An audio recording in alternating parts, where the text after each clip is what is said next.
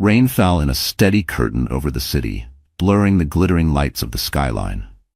Inside the marble-floored lobby of the five-star Clarendon Hotel, the air was warm, scented with lilies, and charged with a tension so thick it could be felt. Olivia Bennet stood there, her silk scarf clutched in her hand, her eyes fixed on the glass elevator as it descended. She looked elegant, but there was a stillness about her, a quiet strength that came from years of holding herself together when everything around her was falling apart. The elevator doors slid open with a soft chime, revealing Ethan Caldwell, her ex-husband, looking every inch the powerful billionaire he was. Tailored suit, polished shoes, that confident smile that had once made her believe in him. Beside him stood a younger woman in a crimson dress that clung to her like a second skin, Madison Reed. The Mistress. Madison's eyes lit with the satisfaction of someone who thought they had already won. She stepped forward, looping her arm through Ethan's and tilting her head in mock sympathy. "Oh, Olivia," she said, her voice sweet and poisonous at the same time. "You're still trying? You can't stop us. You never could." The words cut sharper than any blade. Not because they were true, they weren't, but because they were delivered with such smug certainty. The kind of certainty that came from thinking money and youth could erase loyalty, history, and love. Olivia didn't flinch. She didn't let the anger rise to her face. Instead, she simply smiled. A small, calm smile that made Madison's eyes flicker for the briefest second. It wasn't the smile of someone defeated. It was the smile of someone who knew something the other didn't. "Enjoy your evening," Olivia said softly, adjusting her scarf before walking past them. Her heels clicking against the marble. She didn't turn back. She didn't need to. But as she stepped outside into the rain, her mind was already turning, not toward the past, not toward what she had lost, but toward what was coming. Because Olivia Bennet had been underestimated before, and every time she had walked away with more than anyone thought possible. Tonight was no different. Across the street, parked discreetly under a row of trees, was a black sedan. Inside sat a man in a dark coat, watching her through the windshield. When their eyes met, he gave a single nod. It was the signal. The plan had already been set in motion weeks ago. Madison and Ethan thought they were in control, but in truth, they were already playing on Olivia's board. And Olivia always played to win. She slipped into the car without a word, the door closing behind her with a muted thud. The driver pulled away from the curb, blending into the wet streets, leaving behind the image of the woman they thought was powerless. But Madison's words still echoed in Olivia's ears, not as a wound, but as fuel. And in that moment, Olivia promised herself that Madison Reed would learn exactly what it meant to be stopped. The ride through the city was quiet, except for the sound of rain against the windows. Olivia kept her gaze on the blurred streetlights, her mind replaying Madison's smirk. Every insult, every condescending glance from that woman had been filed away in Olivia's memory like pieces of evidence. Beside her, in the back seat, sat Marcus Hale, her attorney and one of the sharpest legal strategists in the state. He was the kind of man who rarely smiled, but always delivered results. "You sure you're ready for this?" Marcus asked, his voice low, almost swallowed by the hum of the car. Olivia turned her head slightly, her eyes calm but cold. "Madison thinks this is about Ethan's love. Ethan thinks it's about money. Neither of them realizes it's about control, and I'm taking it back." Marcus gave a slow nod. "Then it's time we start with the board vote." That night, Olivia wasn't going home. Instead, the car turned toward the headquarters of Caldwell Enterprises, the billion-dollar empire Ethan had built. Or rather, the empire Olivia had helped him build during the 15 years they were married. She had been there from the very first investment pitch, the sleepless nights, the risky deals. She knew every corner of that company. The divorce had stripped her of her title as co-owner, but not of her shares. And what Madison didn't know, what Ethan had forgotten, was that Olivia still had allies in the boardroom. As the sedan glided into the underground parking garage, Marcus handed her a slim leather folder. Inside were documents that could shift the balance of power in Caldwell Enterprises overnight. "Sign here," Marcus said, pointing to the page. "Once we file this, you'll have the right to call an emergency vote. Ethan won't see it coming." Olivia's pen hovered over the paper for just a moment before she signed with a steady hand.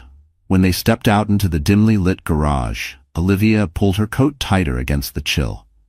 She thought back to the early days, when Ethan had been just a man with ambition, and she had believed in him without question. Back then, they had made decisions together. Now, he made them with Madison. But that was about to change. Marcus checked his watch. We have 48 hours before the vote. In the meantime, you'll need to keep your composure. Madison will try to provoke you. Olivia's lips curved into the same calm smile she'd given Madison earlier. Let her try. Every word she speaks in public will only work in my favor. They rode the elevator up to the quiet, empty executive floor. The city stretched out beyond the glass walls, the rain now a soft mist. Olivia placed her hand against the cool glass, looking out at the skyline. Somewhere out there, Ethan and Madison were laughing over expensive wine, certain of their power. They had no idea that the clock had already started ticking. Somewhere deep inside her, the part of Olivia that had been wounded and humiliated began to fade. In its place was something sharper, stronger. And as she stood in that empty office, she made one final silent vow. When the moment came, neither Ethan nor Madison would see it coming, until it was far too late. Olivia Bennett was not born into wealth. She grew up in a modest two-bedroom house in the suburbs, where the sound of the washing machine doubled as background music to her childhood. Her father was a mechanic, her mother a school secretary. Money was always counted twice before it was spent, and luxuries were rare. But what Olivia lacked in resources, she made up for in determination. From a young age, she understood the value of persistence. She worked part-time at the local library through high school, saving every dollar for college. Her grades earned her a scholarship, and her relentless work ethic earned her respect from professors who saw in her something rare: grit. It was during her second year at university that she met Ethan Caldwell.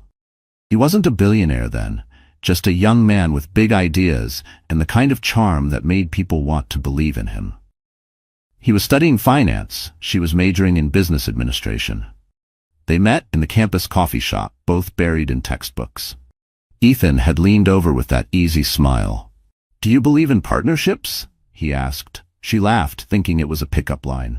She didn't know that question would define the next 15 years of her life.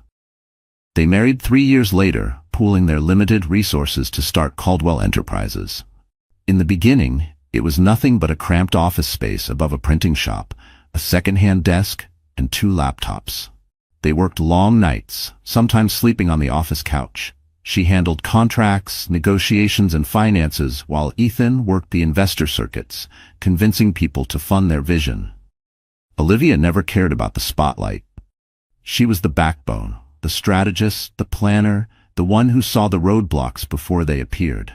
When Caldwell Enterprises finally broke into the high-end real estate market, Ethan's face was the one in magazines, but Olivia's fingerprints were on every deal. Her role in the company was never just as the wife. She was the partner, and for a long time, they were unstoppable. But success changes people. It started with small things. Ethan coming home later, business trips that didn't quite add up, the scent of unfamiliar perfume on his suits. Olivia didn't want to believe it. She told herself it was stress, that the man she had built everything with couldn't betray her. But then came Madison Reed. Younger, flashier, the type of woman who turned heads when she walked into a room. Madison had been hired as a marketing consultant for one of Caldwell's high-profile projects. Within months, rumors began. By the time Olivia confronted Ethan, the truth was undeniable. The divorce was swift, public, and brutal. Ethan leveraged his influence to paint Olivia as bitter and controlling. Madison played the supportive, misunderstood partner. Olivia, unwilling to drag their personal life through the mud, stayed silent. Silence cost her. She lost her role in the company. Her friends in their social circle chose sides, and most didn't choose hers. But she kept her shares. And she kept her composure. Because while they thought they had erased her from the picture, Olivia was quietly redrawing the frame. And now, years later, they were about to see the full picture she'd been painting all along. After the divorce, Olivia moved into a smaller apartment on the quieter side of the city. It was nothing like the penthouse she had once called home, but it had something more valuable: peace. For the first few months, she kept to herself. She cooked simple meals, took long walks in the park, and rediscovered what it felt like to breathe without the weight of Ethan's shadow. But peace did not erase the sting of betrayal, nor did it silence the whispers in her social circles. Every gala she wasn't invited to, every charity event where Madison stood proudly on Ethan's arm, was a reminder of how far she had been pushed out. And yet, Olivia didn't fight for her old place. She didn't need to, because she knew she wasn't done.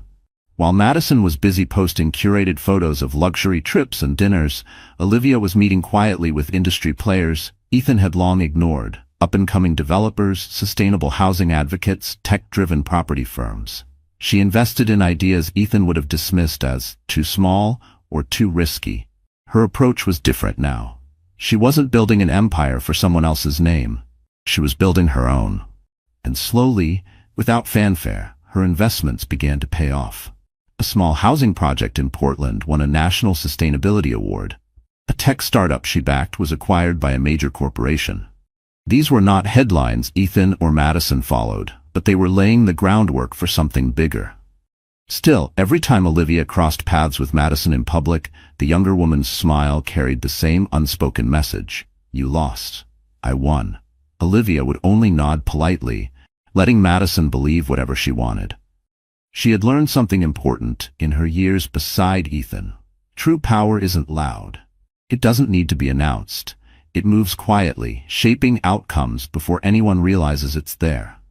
That's why, when Marcus Hale approached her with the opportunity to leverage her remaining shares in Caldwell Enterprises, she didn't hesitate. She had stayed in the shadows long enough.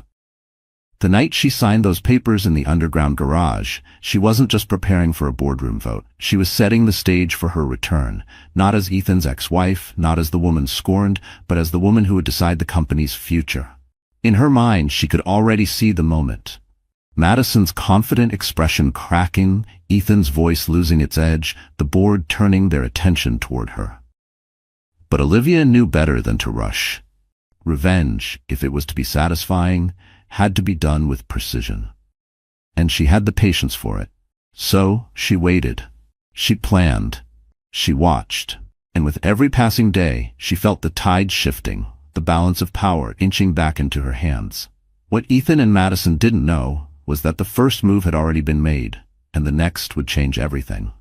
Caldwell Enterprises was more than just a corporation. It was a fortress of glass and steel, 25 stories high, with panoramic views of the city.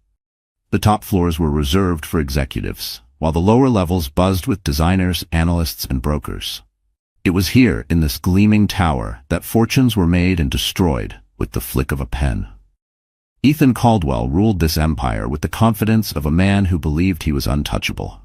Madison, now officially his fiancée, had slipped seamlessly into the role of future Mrs. Caldwell, showing up at board luncheons and charity auctions as though she had always belonged. She knew how to charm investors, but her real skill was in playing the part of Ethan's greatest supporter. What neither of them expected was for Olivia to walk back into this building. Her first visit after the divorce was quiet, almost too quiet. She arrived without warning, her steps deliberate, her expression unreadable.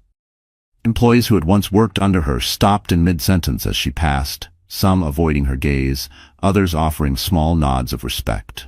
Olivia noticed everything: the subtle changes in the decor, the new faces in the finance department, the way Madison's portrait now hung in the charity wing where Olivia's had once been.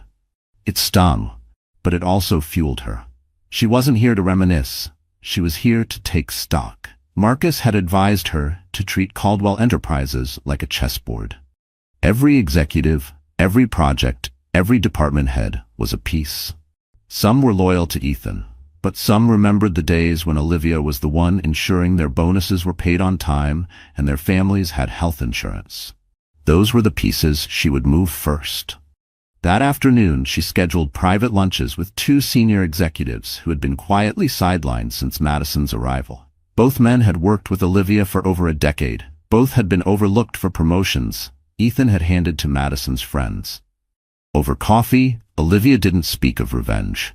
She spoke of stability, growth, and restoring the company's integrity. By the time the check arrived, she had their quiet agreement. Meanwhile, Madison was busy preparing for the company's annual investor gala, a black tie event held in the grand ballroom of the Clarendon Hotel. It was the perfect opportunity for Ethan and Madison to flaunt their dominance. Madison planned every detail down to the champagne labels, certain the evening would be a triumph. Olivia had other plans for that night.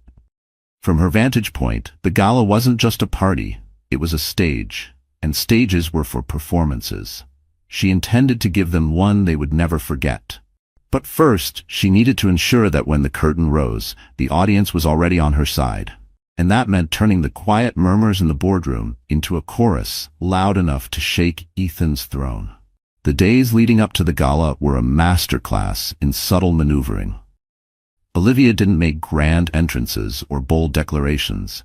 She moved like water, quiet, steady, shaping the landscape without force. Her first step was to reconnect with the department heads who had seen her as more than Ethan's wife. These were people who remembered the early years, when she stayed in the office until midnight, ordering pizza for the whole team, making sure deadlines were met without burning people out. They still respected her, and more importantly, they still trusted her. At a discreet cafe tucked into a side street, she met with Helena Ward, the company's head of legal affairs. Helena had been the one to draft most of Caldwell's major contracts, back when Olivia still had an office on the 18th floor. She also happened to dislike Madison with a quiet but unmistakable intensity. "I heard you've been active lately," Helena said, her tone more curious than cautious. Olivia smiled faintly. "Let's just say I've been reminded of what's mine and what's worth protecting." Helena leaned in. "You know the board respects you, some of them even miss you, but they won't act unless they believe you have the leverage to make changes." Olivia slid a slim folder across the table. "Then, let's give them proof." Inside were financial inconsistencies, small, easy-to-overlook transactions from one of Caldwell's overseas projects. To the untrained eye, they were meaningless. To Helena, they were red flags that could trigger a full internal review. And internal reviews had a way of shaking confidence in leadership. By the end of their coffee, Helena had agreed to be ready when the moment came. Meanwhile, Madison remained blissfully unaware. She was too busy selecting her gown for the gala and arranging a photo spread with a lifestyle magazine. She believed Olivia had faded into irrelevance, and Ethan encouraged that belief. It was exactly what Olivia wanted. 2 days before the gala, Marcus called. "I've secured enough preliminary support for the vote," he said. "But you'll need to show strength in public, not hostility. Strength. The gala will be your first move."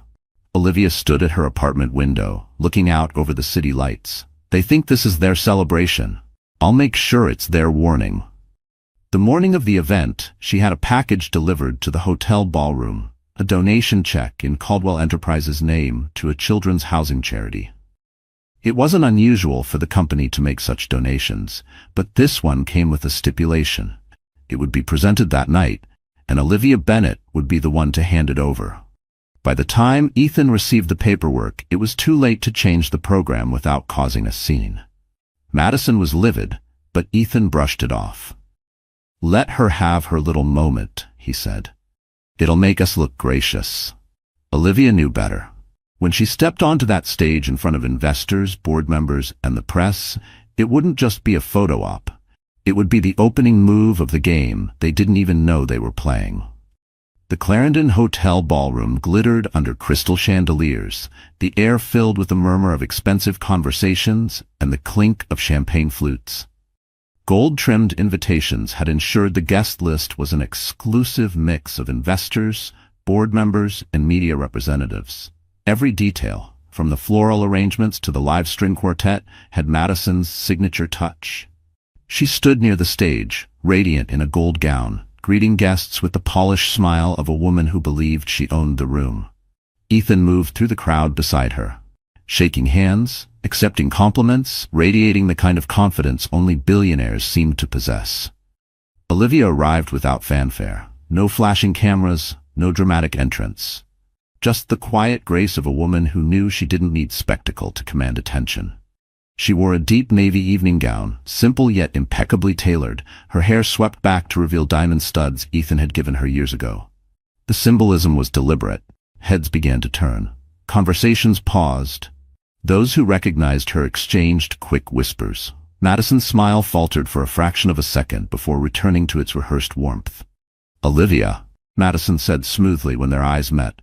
"What a surprise." Olivia returned the smile with polite warmth. "I was invited, and I'm here for a good cause." Ethan stepped in, his voice low but sharp. "Don't make a scene tonight." Her eyes softened, almost amused. "I wouldn't dream of it."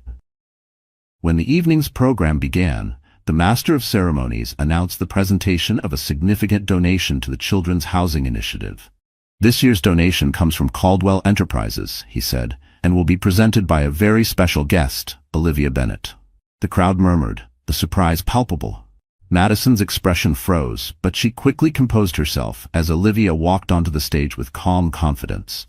The check was enormous, both in size and amount. Olivia accepted the microphone, her voice steady, carrying easily through the hall. "Tonight is about building futures," she began. "It's about creating stability for those who need it most. Caldwell Enterprises was built on the belief that we can shape not only skylines but lives." She paused, letting her gaze sweep the room. "I was proud to be part of that vision from the very beginning, and I remain committed to ensuring it continues, not just in profit, but in purpose." There was a subtle emphasis on the last word, enough to make more than a few board members glance at Ethan. Olivia handed the check to the charity representative, smiling for the cameras. The applause was genuine, if tinged with curiosity. As she stepped off the stage, she passed Madison, leaning in just enough for only her to hear. "This is just the beginning." Madison's fingers tightened on her champagne flute, and in that moment, she realized Olivia wasn't here to reclaim her place. She was here to take the whole game. The rest of the gala unfolded like a perfectly choreographed play, at least for Olivia. She moved through the crowd with effortless composure, speaking briefly with key investors, many of whom hadn't seen her in years. She didn't talk about the past. Instead, she asked thoughtful questions about their current projects, subtly aligning herself with their interests. It was a reminder of how sharp she had always been, and how different her approach was from Madison's showy charm. Across the room, Madison kept glancing toward her, the unease growing behind her smile. She had spent years positioning herself as Ethan's right hand, the woman everyone should turn to. But now, in just one night, Olivia had drawn the room's attention without lifting her voice or raising her hand. Ethan, sensing the shift in the atmosphere, pulled Olivia aside near the edge of the ballroom. "What are you trying to do here?" he asked, his voice low and tight. "Support a good cause," Olivia replied, her tone calm, but her eyes carried an edge he couldn't ignore. "Isn't that what Caldwell Enterprises stands for?" "This isn't your stage anymore," Ethan said, his jaw tightening. Olivia tilted her head slightly. "Then why do I seem to be the one they're listening to?" Before he could respond, Marcus Hale appeared at her side, holding a champagne glass. His presence was deliberate, a silent signal to Ethan that Olivia wasn't operating alone. Marcus exchanged a polite greeting with Ethan, then turned to Olivia. "The board members you wanted to speak with are in the side lounge." Olivia nodded and excused herself, leaving Ethan standing in the soft glow of the chandeliers, frustration flickering in his eyes. In the lounge, the atmosphere was quieter, more intimate. 5 board members sat around a low table, drinks in hand. They welcomed Olivia with polite smiles that turned warmer as she joined their conversation. She didn't waste time on small talk. "I know you've all noticed certain changes in the company's direction," she began. "The focus has shifted. Projects are being prioritized for show rather than sustainability. And while that may bring short-term applause, it risks long-term stability." Her words struck a chord. Heads nodded subtly. "I believe Caldwell Enterprises can have both, profit and purpose," she continued. "But that requires leadership that understands the balance." She didn't say Ethan's name. She didn't have to. By the time she left the lounge, she had secured verbal support from 3 members and interest from the other 2. Marcus caught her eye as she returned to the ballroom and gave a barely noticeable nod. Confirmation that the night had been a success. Madison, watching from across the room, could feel the shift in the air, even if she didn't understand the specifics. When the gala finally ended, Olivia walked out into the cool night, as the sound of laughter and clinking glasses fading behind her. The city lights stretched before her, and she felt the weight of the moment settle into place. The first move had been made in full view of everyone, and the next would force Ethan and Madison into a corner they couldn't escape. The morning after the gala, Olivia woke to the sound of her phone buzzing relentlessly on the nightstand. At first, she assumed it was Marcus with an update. But when she saw the number of missed calls and text messages, her chest tightened. Headlines flooded her newsfeed.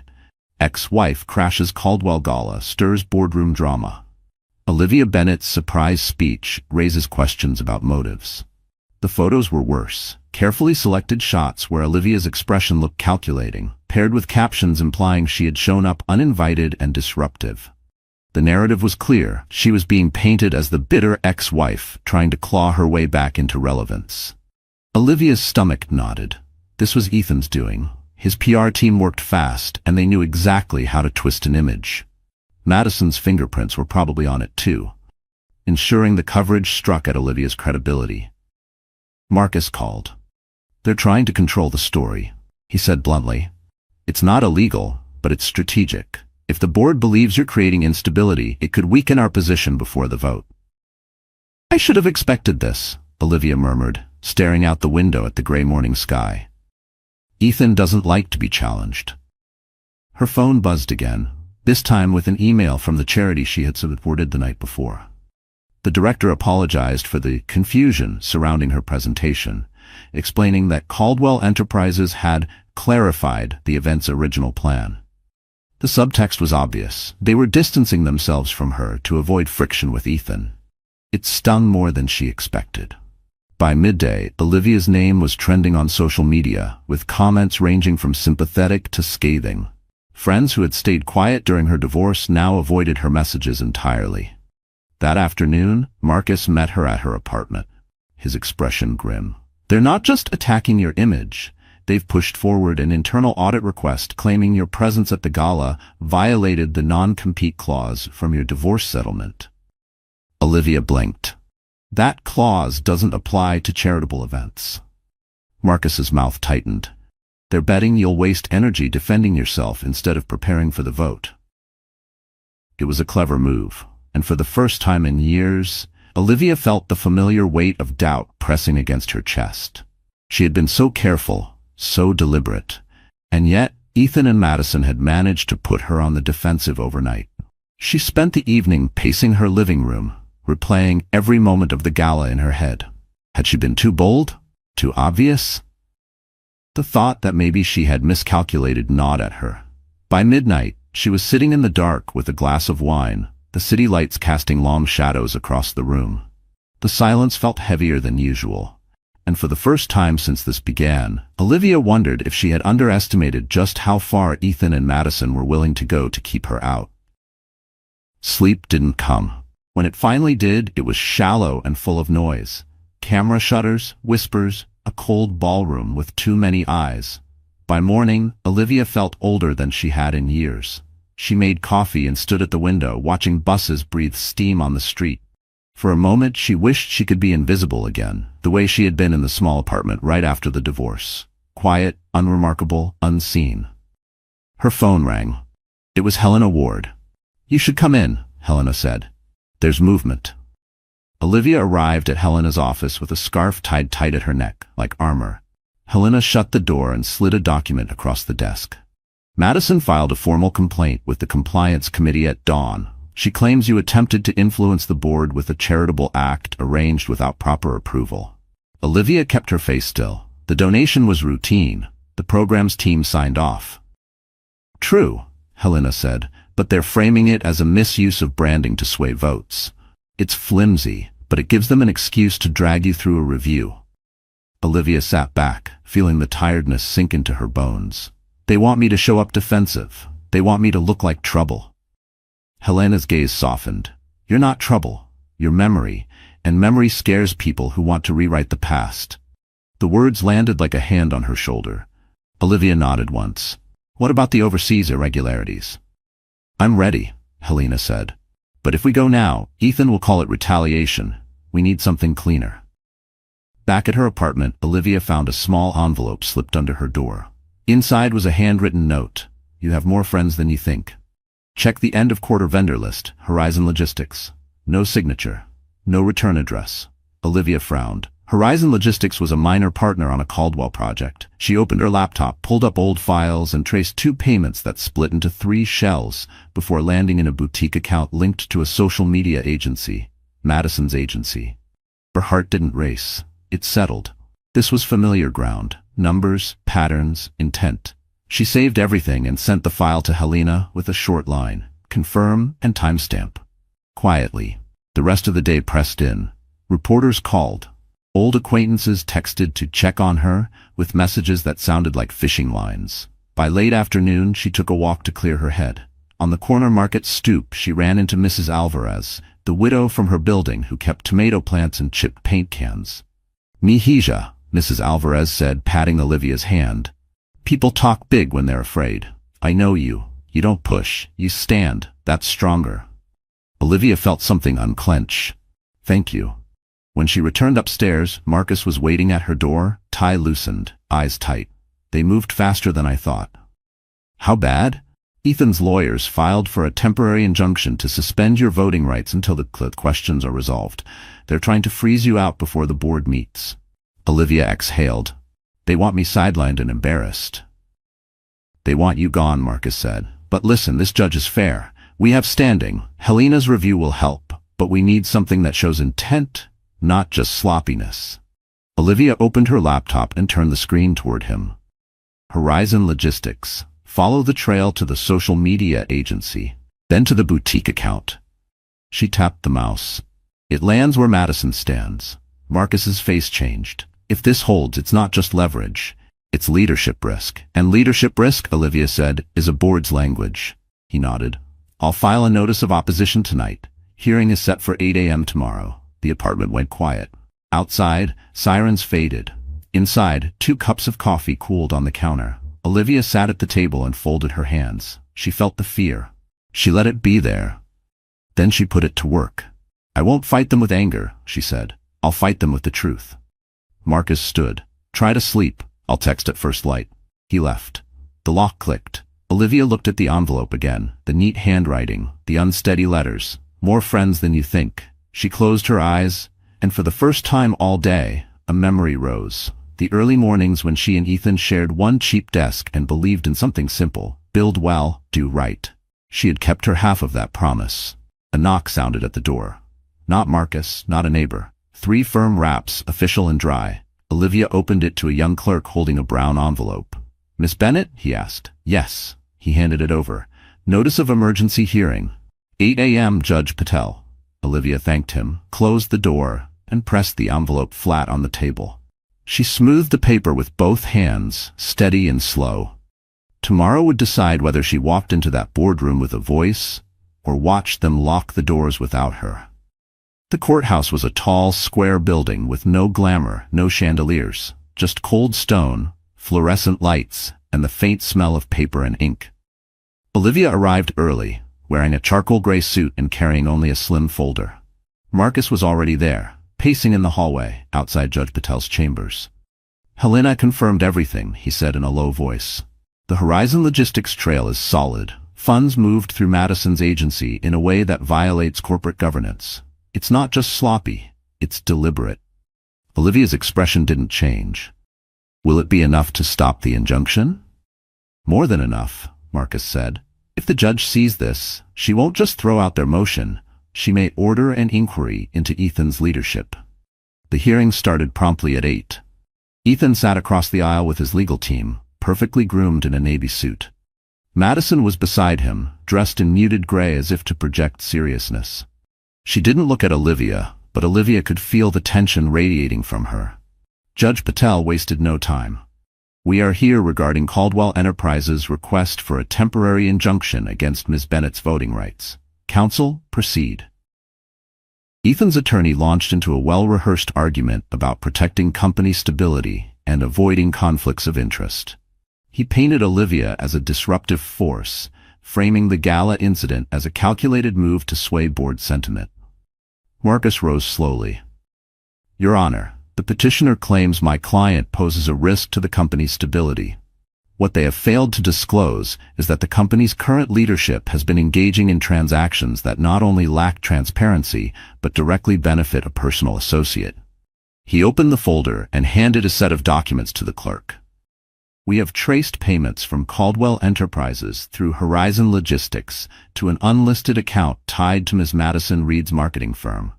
These funds were reallocated from a housing development budget without proper board approval. A murmur rippled through the courtroom. Madison's face stiffened. Ethan shifted in his seat, his jaw tightening. Judge Patel flipped through the papers, her expression unreadable. Miss Reed, do you have any professional or financial connection to this account? Madison hesitated. I manage the firm, yes, but that will be sufficient, the judge said, her tone clipped. Ethan's attorney tried to redirect the focus, but the judge raised a hand. The court cannot in good conscience restrict Miss Bennett's rights under these circumstances. The motion for injunction is denied. Furthermore, I am ordering a preliminary review into the transactions presented here. Olivia didn't smile. She didn't gloat. She simply nodded as if acknowledging a piece of a much larger plan falling into place. When the hearing adjourned, Ethan caught up to her in the hallway. You're playing dirty, he said, his voice low. Olivia met his gaze. No, Ethan, I'm playing fair. It's just that you forgot what that looks like. She walked away, leaving him standing in the sterile hallway, the echo of her heels punctuating the silence. And for the first time, Ethan realized this wasn't a skirmish. This was a war he might actually lose. Outside the courthouse, cameras waited for a statement. Olivia gave none. She walked past the microphones and down the steps with Marcus at her side, the cool morning air clearing the last traces of fear from her chest. In the car, Marcus exhaled. We bought time. Now we turn it into position. Helena will start the review? Olivia asked. She already has, he said, holding up his phone. And there's more. An internal auditor just reached out through counsel, willing to cooperate under whistleblower protection, name's Daniel Cho. Olivia nodded. Get him to Helena. Keep it quiet.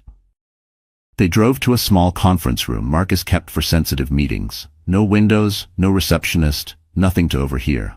Helena arrived with a folder thick enough to matter. She set it on the table and spoke without preface. The Horizon Trail proves a governance breach, Helena said. But Daniel's files suggest something bigger. Timing irregularities around two announcements, last quarter's profit guidance, and the ribbon cutting for the Harborview Tower. Olivia leaned forward. Window dressing? Worse, Helena said. A pull forward of pre-sales and a side agreement promising marketing bonuses if certain influencers posted targeted content. The funds routed through Madison's firm. It juiced optics before the gala. Marcus turned a page, reading fast.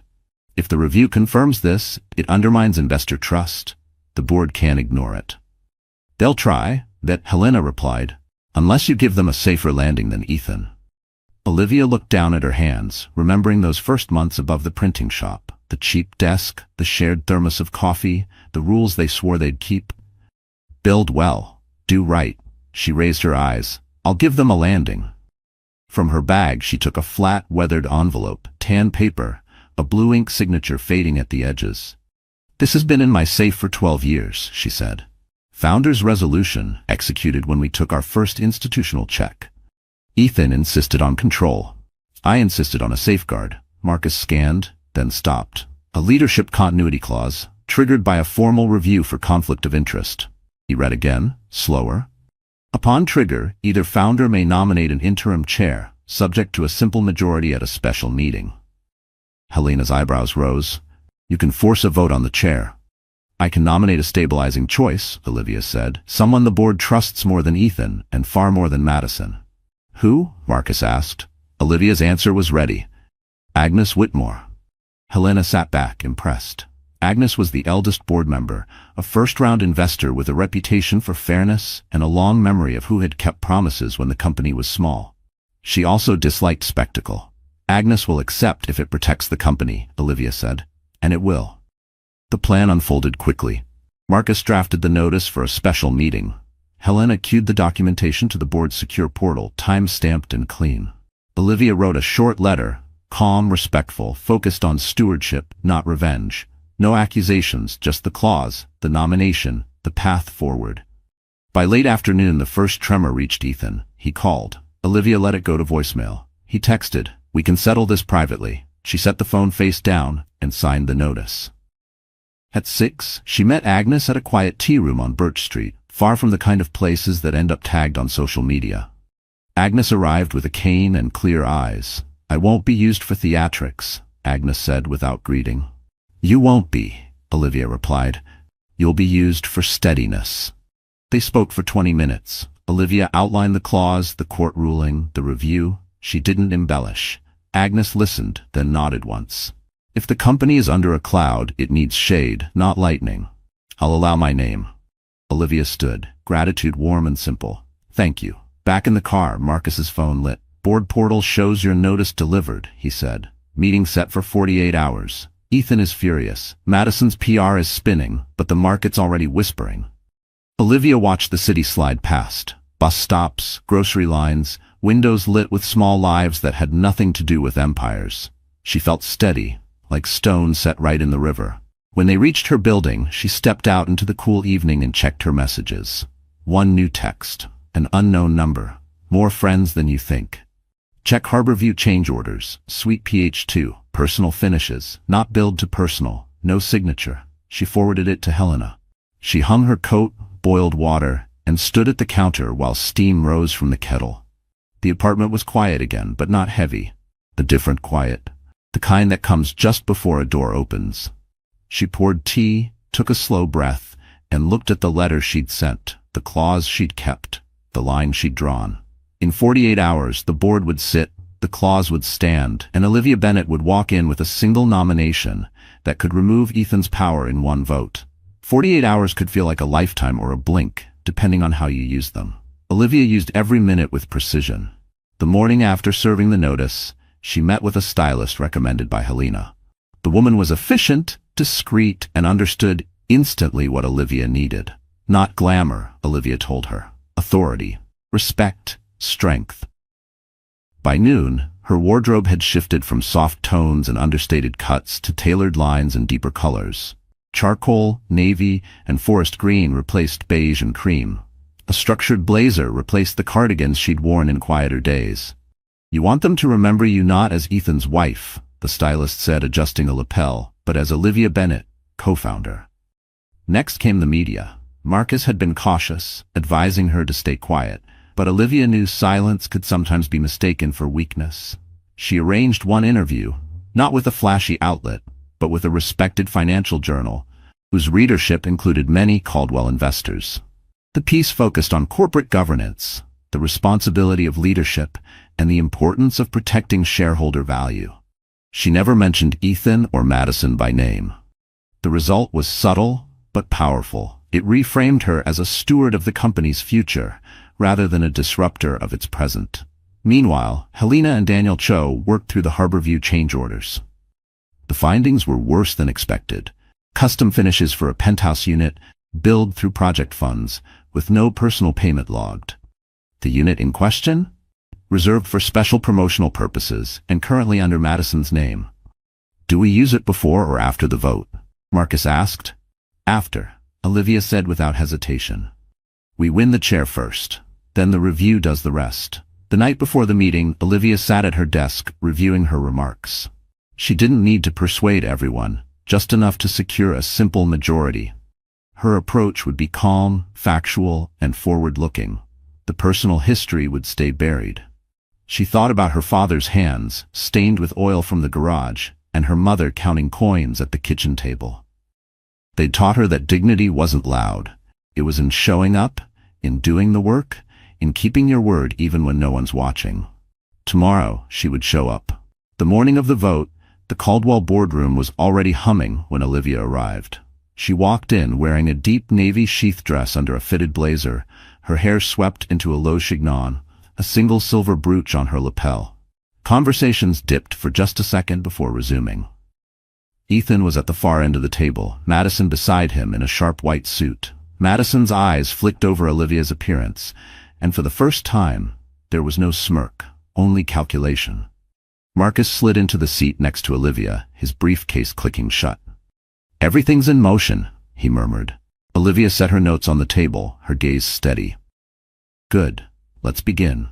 And as the meeting was called to order, the air in the room shifted, quietly, almost imperceptibly, but enough that everyone knew the balance of power was no longer the same. 2 days after the vote, Caldwell Enterprises held its quarterly results briefing, a high-profile event live-streamed to investors and covered by the financial press. For the first time in years, Olivia walked into the press conference not as a guest, not as a shareholder in the back row, but as a voice the board had chosen to listen to. Agnes Whitmore presided over the meeting with her usual steady demeanor, but Olivia could feel the tension humming beneath the polished surface. Ethan sat 2 seats away from Agnes, still CEO but visibly diminished. Madison, as always, was at his side, flipping through her tablet and avoiding Olivia's gaze. The financial presentation began smoothly: charts, earnings summaries, market forecasts. But when the floor opened for questions, Olivia stood. "Madam Chair," she said, her voice carrying in the hushed room, "before we move to forward-looking statements, I believe it is in the company's interest to address certain matters that have recently come to light." Agnes gave a slight nod. "You have the floor." Olivia turned toward the projection screen. Marcus, seated near the tech operator, signaled for the first slide. Up came a clean, simple chart showing the Horizon Logistics payment trail. The lines traced from Caldwell's development budget to Horizon, then through a series of shells, and finally to a boutique account linked to Madison Reed's marketing firm. This transaction, Olivia said evenly, occurred without documented board approval. It represents a diversion of funds from the Harborview Tower project's housing budget. The next slide appeared, a photo of the Harborview penthouse interior, opulent and personalized, followed by the change orders showing special promotional finishes. Suite PH2, Olivia continued, was officially designated for promotional purposes. However, no marketing campaign featuring the unit was launched. The finishes were not billed to a personal account. The unit is currently under reservation in the name of Madison Reed. A low murmur moved through the room. Madison's face flushed, but she forced her chin higher. Ethan leaned toward his microphone. "This is a gross misrepresentation." Olivia's gaze cut to him. "The documentation is available for review in the board's secure portal. Time-stamped, signed, and verified by our own legal department." Agnes raised a hand to still the noise. "These are serious claims. The board will treat them accordingly." But Olivia wasn't finished. She clicked to the final slide. A simple screenshot of a message chain between Madison's agency and Caldwell's marketing division discussing pre-launch influencer bonuses tied directly to last quarter's inflated sales numbers. "The integrity of this company," Olivia said, her voice steady, "depends on accountability. The shareholders deserve transparency.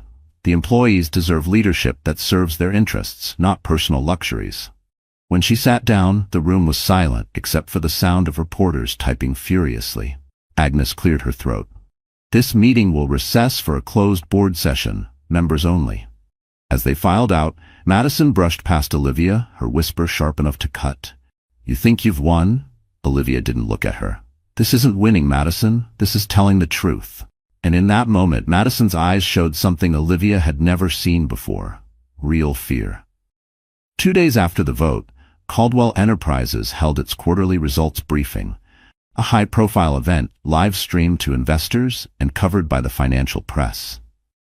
For the first time in years, Olivia walked into the press conference not as a guest, not as a shareholder in the back row, but as a voice the board had chosen to listen to. Agnes Whitmore presided over the meeting with her usual steady demeanor, but Olivia could feel the tension humming beneath the polished surface. Ethan sat 2 seats away from Agnes, still CEO but visibly diminished. Madison, as always, was at his side, flipping through her tablet and avoiding Olivia's gaze. The financial presentation began smoothly: charts, earnings summaries, market forecasts. But when the floor opened for questions, Olivia stood. "Madam Chair," she said, her voice carrying in the hushed room, "before we move to forward-looking statements, I believe it is in the company's interest to address certain matters that have recently come to light." Agnes gave a slight nod. "You have the floor." Olivia turned toward the projection screen. Marcus, seated near the tech operator, signaled for the first slide. Up came a clean, simple chart showing the Horizon Logistics payment trail. The lines traced from Caldwell's development budget to Horizon, then through a series of shells, and finally to a boutique account linked to Madison Reed's marketing firm. This transaction, Olivia said evenly, occurred without documented board approval. It represents a diversion of funds from the Harborview Tower project's housing budget. The next slide appeared, a photo of the Harborview penthouse interior, opulent and personalized, followed by the change orders showing special promotional finishes. Suite PH2, Olivia continued, was officially designated for promotional purposes. However, no marketing campaign featuring the unit was launched. The finishes were not billed to a personal account. The unit is currently under reservation in the name of Madison Reed. A low murmur moved through the room. Madison's face flushed, but she forced her chin higher. Ethan leaned toward his microphone. "This is a gross misrepresentation." Olivia's gaze cut to him. "The documentation is available for review in the board's secure portal. Time-stamped, signed, and verified by our own legal department." Agnes raised a hand to still the noise. "These are serious claims. The board will treat them accordingly." But Olivia wasn't finished. She clicked to the final slide, a simple screenshot of a message chain between Madison's agency and Caldwell's marketing division, discussing pre-launch influencer bonuses tied directly to last quarter's inflated sales numbers. "The integrity of this company," Olivia said, her voice steady, "depends on accountability. The shareholders deserve transparency. The employees deserve leadership that serves their interests, not personal luxuries." When she sat down, the room was silent, except for the sound of reporters typing furiously. Agnes cleared her throat. "This meeting will recess for a closed board session. Members only." As they filed out, Madison brushed past Olivia, her whisper sharp enough to cut. "You think you've won?" Olivia didn't look at her. "This isn't winning, Madison. This is telling the truth." And in that moment, Madison's eyes showed something Olivia had never seen before, real fear. The closed session convened in the smaller boardroom, a room meant for confidential discussions, away from the cameras and the press. Heavy curtains muted the daylight, and the low hum of the air conditioner was the only sound as everyone took their seats. Agnes placed her hands on the table. "We will address the allegations immediately. Legal has verified the documents Miss Bennett presented. I will now open the floor for discussion." The first to speak was Director Lang, a veteran investor with a reputation for blunt honesty. "I backed this company because I believed in its long-term vision. If these findings are accurate, they show a lapse in leadership ethics. That is unacceptable." Several heads nodded. Ethan leaned forward, his voice controlled but strained. "I have led this company to record growth. We are in the middle of expansion. This is not the time for—" "This is exactly the time," Agnes cut in. "When the integrity of leadership is questioned, hesitation only deepens the damage." Madison shifted in her chair, crossing her legs. "These accusations are being weaponized for personal reasons." Miss Reed," Director Hale interrupted. "The documentation ties your firm directly to misallocated funds. That is not a personal issue, it's a fiduciary one." The words landed like a gavel strike. Madison's composure cracked, her voice rising. "Ethan approved everything. If there's blame—" She stopped, realizing too late what she'd admitted. The room went still. Agnes turned to the legal counsel seated near the wall. "Please note that statement for the record." From there, the tide shifted swiftly. One by one, board members voiced concerns about investor confidence, public perception, and the risk of regulatory scrutiny. Ethan's rebuttals grew shorter, his arguments thinner. Madison said nothing more. Finally, Agnes spoke. "Given the circumstances, I propose an immediate leadership review. Until its conclusion, Ethan Caldwell will step aside from day-to-day operations. An interim CEO will be appointed to ensure stability." The vote was called. Hands rose, 9 in favor, 3 against. Ethan sat back, the color draining from his face. Madison's eyes darted between him and Olivia, as though searching for some lifeline that wasn't there. When the meeting adjourned, Olivia gathered her folder without hurry. She didn't smile, she didn't gloat, but as she stepped into the hallway, she caught Marcus's nod, a quiet acknowledgement that the plan had landed exactly as intended. Outside the building, reporters swarmed, hungry for updates. Agnes gave a short statement confirming the leadership change and promising full cooperation with the review. Olivia said nothing, slipping into a waiting car. As the city passed by in the window, she thought about the years she had stayed silent, the battles she'd let slide in the name of peace.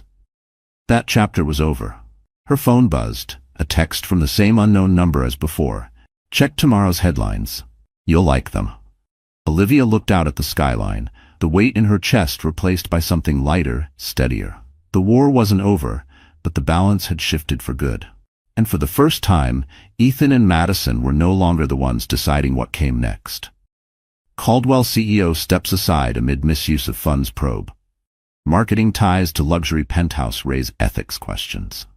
Olivia read them over coffee, the steam curling between her fingers. She hadn't spoken to the press, but the facts were doing the work for her. Madison's face was on every screen, photos from the gala, clips from past interviews, now overlaid with words like conflict of interest and questionable expenditures. Ethan's image was different, serious, tight-lipped, a man suddenly aware that the empire he had built could slip away in silence, without even the courtesy of a fight he could win. Agnes called mid-morning. "The interim CEO will be Daniel Cho. The board trusts him and frankly he owes you his job." "I didn't do this for a favor," Olivia replied. "I know. That's why it worked," Agnes said. "You'll be glad to know the review will be public. It's going to clear more than your name. It's going to remind people whose vision built this place." By afternoon, Helena had sent over a draft statement for Olivia to approve. It was simple, direct, and focused on the company's future. No personal digs, no lingering bitterness, just a call for integrity and stability. Olivia signed it without changes. That evening, she returned to the Clarendon Hotel, not for a gala this time, but for a small dinner with allies who had stood with her through the board fight. The restaurant was quiet, lit by warm amber lamps. Marcus was there, Helena, and even Agnes, her cane resting against the table leg. "To principles," Marcus toasted. "To persistence," Helena added. Olivia lifted her glass. "To building something worth keeping." After dinner, she lingered outside the hotel, the same marble steps where Madison had once told her, "You can't stop us." The rain had stopped, but the pavement still glistened under the streetlights. She remembered that moment vividly, the calm smile she'd worn, the certainty in Madison's eyes. Now the certainty was hers. A black sedan slowed at the curb. Inside, she saw Ethan in the back seat. The window rolled down halfway. "Enjoying yourself?" he asked. "This isn't enjoyment, Ethan," she said. "It's relief." His jaw worked as if he wanted to argue, but no words came. The window rolled up, and the sedan pulled away. Olivia turned toward the street, her reflection catching in the glass doors. She didn't look like the woman from the early years, tired from late nights and compromises. She didn't look like the woman from the divorce, wounded and unsure. She looked like someone who had chosen her own ground and won on it. And for the first time, she realized she didn't need to prove anything to them anymore. The weeks that followed felt different, quieter, but not empty. Olivia's days were filled with purposeful meetings, not battles. She began working with Daniel Cho and Agnes on a new initiative, a transparency program that would open Caldwell Enterprises' finances to shareholders in a way few corporations dared attempt. The press, once skeptical, now painted her as a reformer, someone who had returned not for revenge but for restoration. Even outlets that had run Ethan's spin after the gala were publishing editorials about her measured, principled leadership. One morning she visited the Harborview Tower. The penthouse suite, Suite PH2, was empty now, the custom finishes gleaming under the soft light. It no longer belonged to Madison, and it never would again. Olivia stood in the main room, looking out at the harbor, and felt no satisfaction in taking it from her. The real victory was knowing it would soon become a community space for residents, a decision Daniel had supported without hesitation. Outside the building, a few construction workers recognized her. One approached, wiping his hands on his vest. "Ma'am, I just wanted to say, a lot of us heard what you did. Not many people stand up when it costs them something." Olivia smiled. "It only costs you if you lose yourself. I decided a long time ago I wasn't going to do that." In the evenings, she returned to her apartment, a space that felt less like a retreat and more like a command post. The same quiet that had once been heavy now felt earned.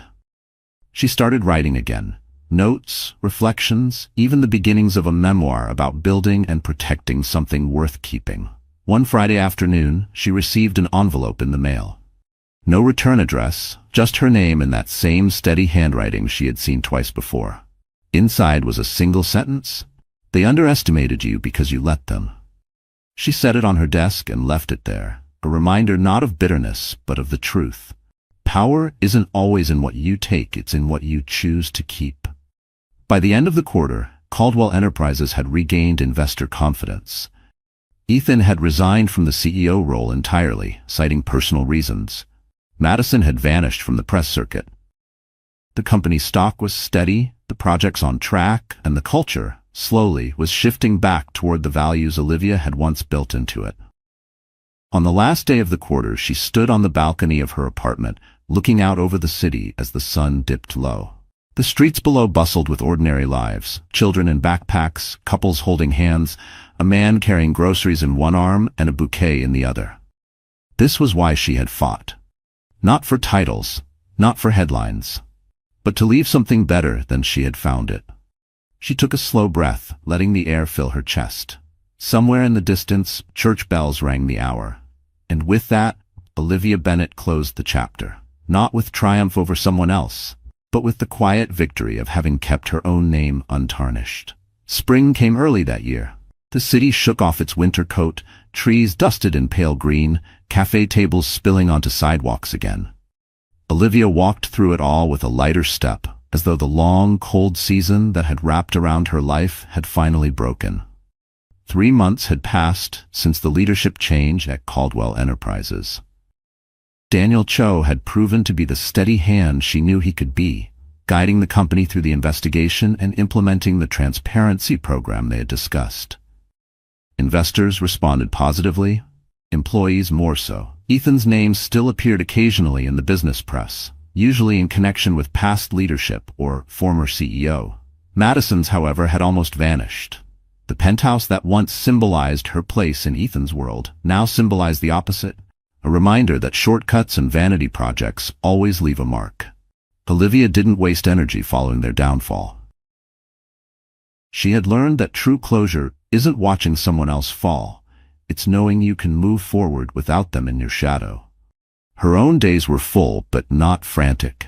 She spent part of her time consulting with smaller, values-driven companies, often those run by women who were fighting for space in boardrooms that looked a lot like Caldwell's had. She spoke at a few conferences, not as a scandal survivor, but as a builder, a strategist, a leader who had been underestimated and had outlasted the underestimation. One afternoon, she was invited to a business school to speak to graduating students. Standing at the podium, she looked out at rows of bright eyes, notebooks open, pens ready. She didn't talk about the gossip columns or the courtroom drama. She talked about the quiet work, the late nights above the printing shop, the promises kept when no one was watching, the slow discipline of building something real. When the lecture ended, a young woman came up to her. "Miss Bennett, how do you know when it's worth fighting for something?" Olivia thought for a moment. When you can picture yourself standing on the other side of the fight, still able to look yourself in the eye.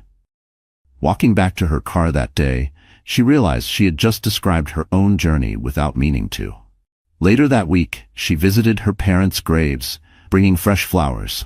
She sat on the cool stone bench between them, telling them quietly about the company, the changes, and how the name Bennett now stood for more than survival. It stood for stewardship. She liked to think they'd understand. As the sun dipped behind the trees, she lingered, not in sadness, but in a kind of still joy. For the first time in years, there was no unfinished business tugging at her. The fight was done, and she had walked away with her dignity intact.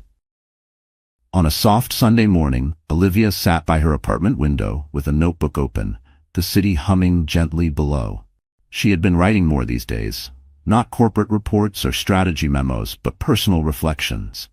The act of putting words on paper grounded her, a reminder that the story she had lived through was hers to shape, not theirs to define. One page was a simple list titled "What Was Worth It." It wasn't about victories over Ethan or Madison, it was about the moments that had restored her. The first board meeting where she spoke without hesitation. The Harborview penthouse keys being handed over for community use.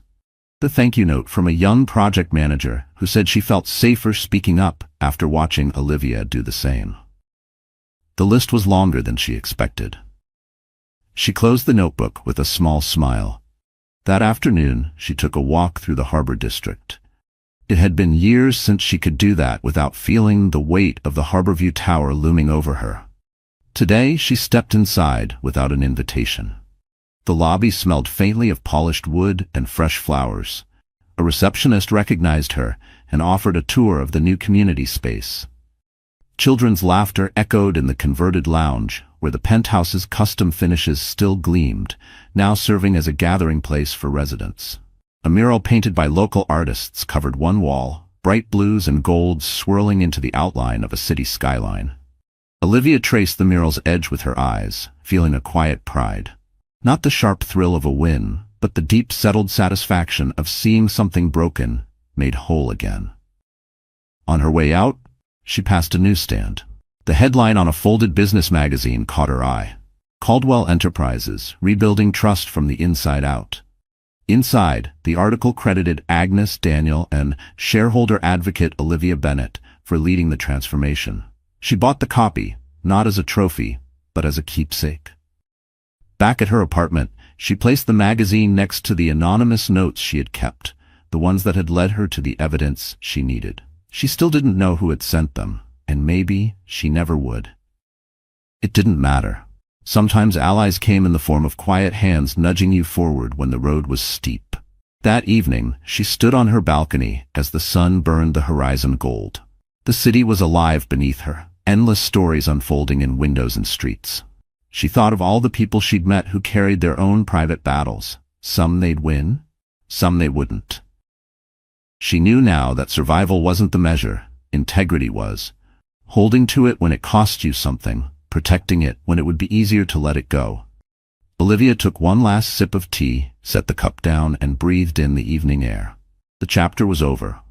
And in the space it left behind, she felt something rare and weightless, the freedom to begin again, on her own terms,